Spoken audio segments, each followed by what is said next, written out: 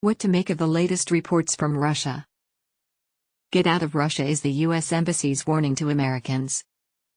It's not the first such warning for Americans abroad, but it came with new urgency as Russian President Vladimir Putin looks for bodies to fight his war on Ukraine.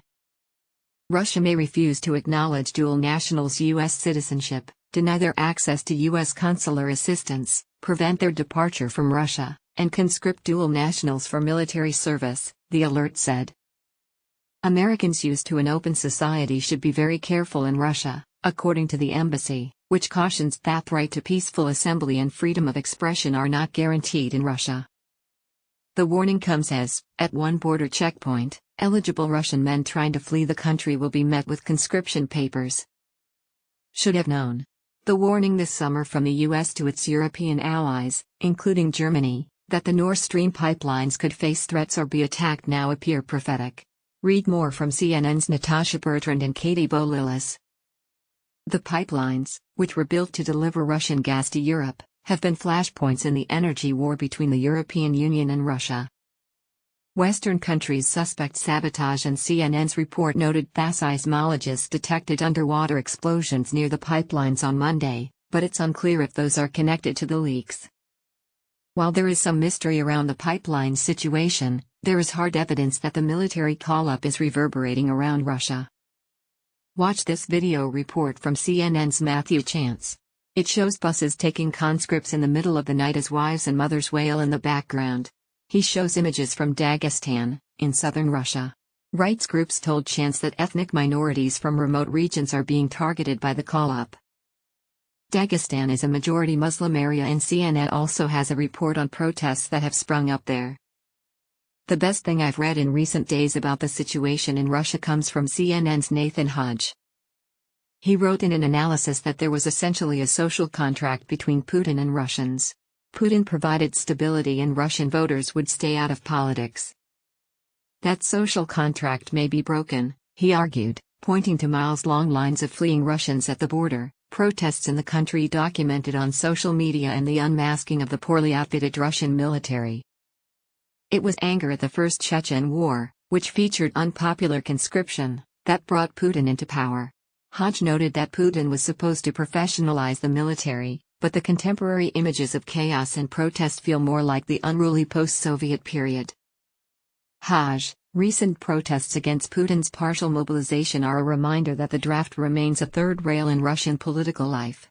In heated protests against the mobilization Sunday in Makhachkala, the regional capital of the North Caucasus region of Dagestan, women were captured in social media videos confronting police, saying, "Why are you taking our children? Who attacked who? It's Russia that attacked Ukraine." There's a question, however, about whether the anger will be focused on local officials rather than Putin. More Hodge, it's reminiscent of an old trope from Russian history of the good Tsar and bad boyars.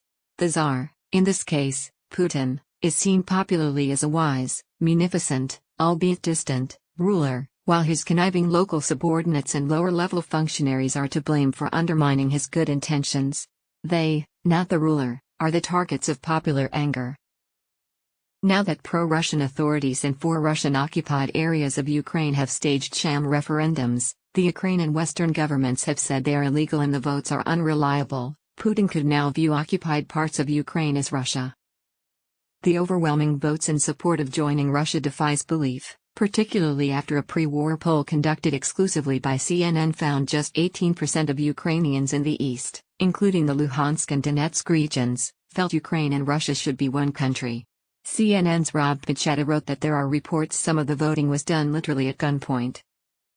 He added that Ukraine fears Russia will now begin conscripting Ukrainians from those regions into the Russian military. Read the full story.